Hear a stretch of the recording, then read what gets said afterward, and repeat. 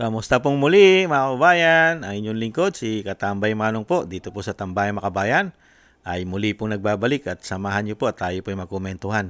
At sana po nasa mapayapa at maayos po kayong kalagayan. Mag-umpisa na po tayo. Komentuhan po natin. Ito pong gigil at galit ng kababayan po natin taga Mindanao, si Jency.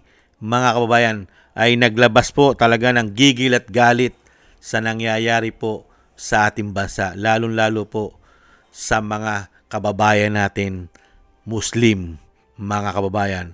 Pakinggan po natin siya at komentuhan po natin, mga kababayan. Umpisa na po natin panoorin.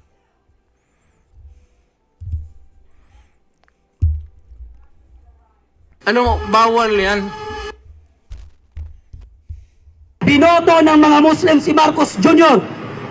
dahil kay BP Sara. Pangalawa, binoto ng mga taga Mindanao na Muslim si Bongbong Marcos dahil akala namin babawi si Bongbong Marcos sa ginawa niya sa mga Muslim sa Mindanao. Bongbong Marcos, yan yung dahilan kung bakit ka binoto ng milong-milong Muslim sa Pilipinas. Dahil akala nila babawi ka sa ginawa ng tatay mo na pambababoy at pagpapatay sa mga Muslim noong panahon ng tatay mo. Pero kabaliktadan, ang ginawa mo, nagbigay si PRRD ng Bangsamoro Autonomous Region and Muslim Mindanao o ang BALM. Anong ginawa mo? Pinasok mo yung BALM. Ano ang nangyari ngayon? Nagkakagulo na naman sa BALM dahil sa maling utak ni Bongbong Marcos. Binoto ng mga Muslim si Marcos Jr. Kaya daw po nagkakaroon na naman ng problema po sa Mindanao dahil po sa ginagawa po ng pamahalaan ngayon. Yung inayos na po ni dating Pangulong Duterte ang sigalot at pinagkaisa niya po ang mga kababayan nating Muslim sa Mindanao at naging maayos at mapayapa ng 6 na taon, pinasukan na naman po nila may pangsariling interes yata ang mga hindot. Ito pa po mga kababayan, yung galit po niya, hindi lang po kay Bongbong Marcos, sa lahat po ng salot sa lipunan sa gobyerno, binatikos po niya, mga kababayan.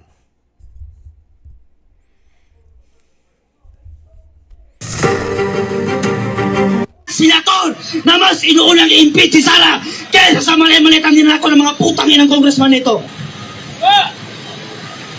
Ipasupinan niyo ako, putang ina niyo, gago. Ipakulong niyo ako, putang ina niyo, gawin niyo. Mga gagong politiko, mga gagong congressman, yan sila Layan ni Lima, mga magnanakaw yan. Sila Abante, mga magnanakaw yan. Sila Renico, magnanakaw yan. Si Martin Romualdez, magnanakaw lang. Iilan lang ang congressman na hindi magnanakaw sa House of Representatives. Karamihan sa congressman, magnanakaw. Putang inang presidente itong si Bongbong Marcos. Putang ina, sinong suporta ni Bongbong Marcos dito? Magalit kayo kung gusto nyo magalit. Basta, putang ina ni Bongbong Marcos. At gago ang Pilipinong susuporta sa harap-harapang pambababoy, harap-harapang pagnanakaw ni Bongbong Marcos sa mamamayang Pilipino. Gago ang Pilipinong susuporta kay Marcos. Pulis ka man o sundalo ka, gago ka kung susuporta ka kay Bongbong Marcos. Alam mo harap-harapan ng pagnanakaw, bakit mo sinusunod? Kung sinusuportahan mo nakipagkaibigan si Marcos, tapos sisisigaw ng kikambing, anti-corruption, ulul. Supreme Court, kataas-taas ang hukuman ng malungkot na Republika ng Pilipinas. Malungkot na Republika ng Pilipinas, hindi masaya ang Republika ng Pilipinas sapagkat ang namumuno sa atin ay adik at magnanakaw. Senator na mas inuunang i-impeach si Sara kaysa sa mali-malitang ninako ng mga putang. Yan, grabe po. Talaga hindi na po nakapagpigil si Jency ng Mindanao, mga kababayan. Sa galit niya po, lalong-lalo po sa nangyayari po sa ating bansa. Talamak na korupsyon at bangag pa raw ang presidente. Bangag. Grabe. Ang problema po, lalong-lalo po sa Mindanao, ang ating mga kababayang Muslim, nagkakaproblema na naman dahil po sa presidente na bangag ayon po kay Gen Z.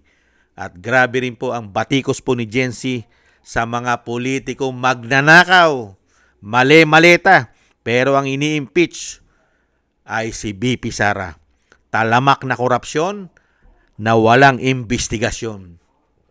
Pati nga ang korupsyon na issue ng asawa, bayaw, walang investigasyon, di umano, dahil nga sindikato, sabwatan.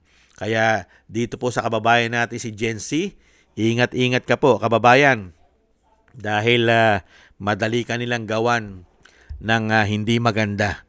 Dahil ngayon ang gobyerno, pagka tinutuliksa mo at nagbibigay ka ng komento at kinukundina mo ang pagnanakaw nila, ay masama po ang loob nila pagka kinukundina mo ang mga pagnanakaw nila.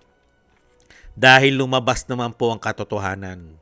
Ano po ang lumabas sa katotohanan? Kaya po nasasabi ni Gen Z yan ng Mindanao, kasi po yung mga oral agreement po sa Korte Suprema ay lumabas po ang pera ng taong bayan ay binaboy nila.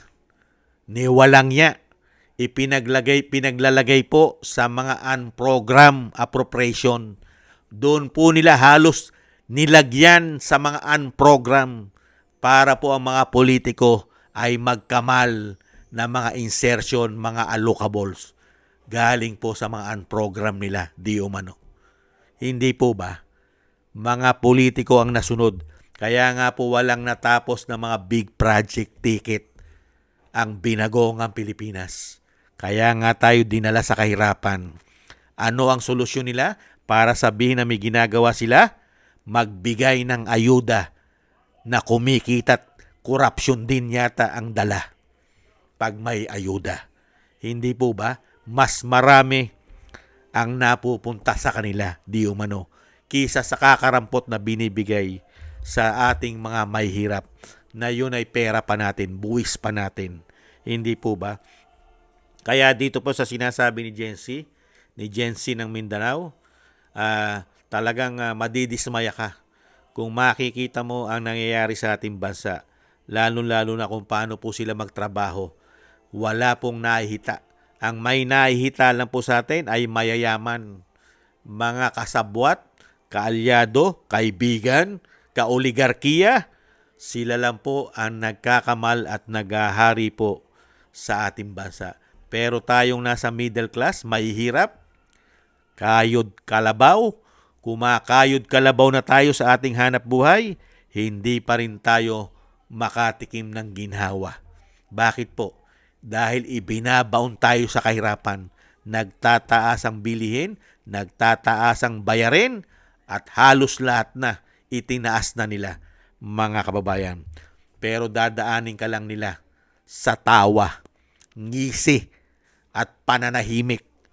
At ang pinakamasakit, pag nagsalita ka, kinundina mo sila, kakasuhan ka pa, mga kababayan. Isang damukal na po ang kinasuhan nila. Kaya po hindi malayo isang araw, ito pong si Gen Z ay kasuhan din po ito ng rebellion, mga kababayan. At isang damukal na cyber libel. Ingat-ingat ka, Gen Z.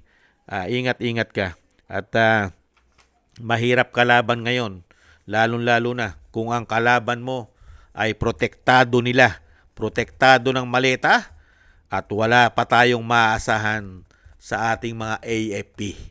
Wala tayong maasahan. At lalong-lalo wala tayong maasahan sa mga politiko dahil sila ang involved sa nakawan. Ingat-ingat ka at doble ingat ka. Maraming salamat po mga kabayan sa nagusto po natin tambay mga kabayan sa YouTube at TikTok. At ganoon din po sa ating mga subscribers at sa patuloy na nagsusubscribe. Sa mga nagko-comment, like, share, and subscribe. Thank you po. Mabuhay po kayo. Shoutout po sa inyo lahat. At thank you rin po sa mga nagbibigay po ng tulong at biyaya. Shoutout po kay Tatay Nick ng Canada, Mila Yi, Eric Hershio ng Canada, si Jem Aris ng United Arab Emirates, si Annie Jo Kingston ng Hong Kong, Jake Yahut ng California, USA, Gina Ray ng Berlin, Germany, Julieta Silona ng Sydney, Australia, Baby Roman, Ate Isa na Cagayan, ako si Pilam, Gay at Gay at Siena, si Balance Vision TV, Nancy Lumampaw, Norma Garcia, Jesus Valdepena at Rolando Guerrero. Shoutout po sa inyong lahat mga kabayan. At tis-tis lang po kayo sa inyong pumapagawa at God bless po sa inyong lahat. Maraming salamat po at ingat-ingat po kayo mga kabayan. Paalam. Bye-bye.